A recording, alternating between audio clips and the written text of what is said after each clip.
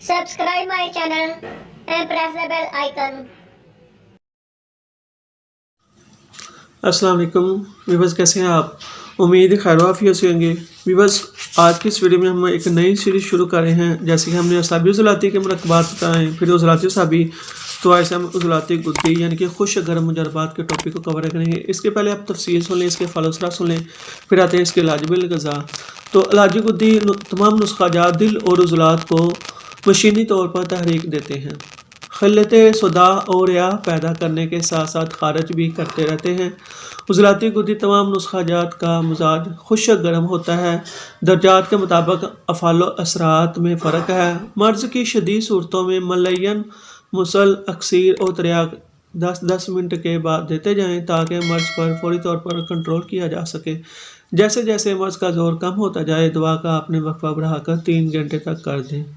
तो ये थे इसकी तफसील अफ़ाल असरात वगैरह। आते हैं इलाज बिल गज़ा की तरफ। ये जो अब मैं गज़ाएँ बताऊँगा, ये उज़लाती असाबी तहरीक को ख़त्म करने और उज़लाती गुद्दी तहरीक पैदा करने के लिए तजवीज़ की जाती हैं।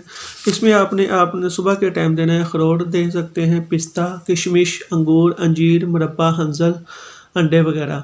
तो ये आप एक-एक भी दे सकते हैं, सब कुछ भी दे सकते हैं, मिक्स करके भी दे सकते हैं, 2-3 भी दे सकते हैं सुबह के टाइम।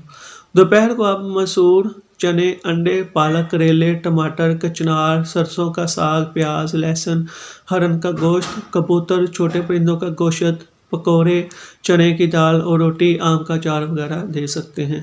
और रात को आप दोपहर वाली ग़िज़ा दे सकते हैं।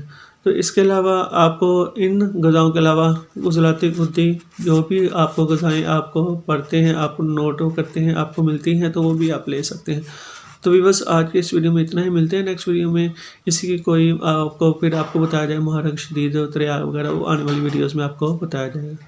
तो आज की इस वीडियो में इतना ही। मिलते हैं नेक्स्ट वीडियो में। तब तक दुआ में लाज़िम रखिए। जज़ाकल्लाह खैरा।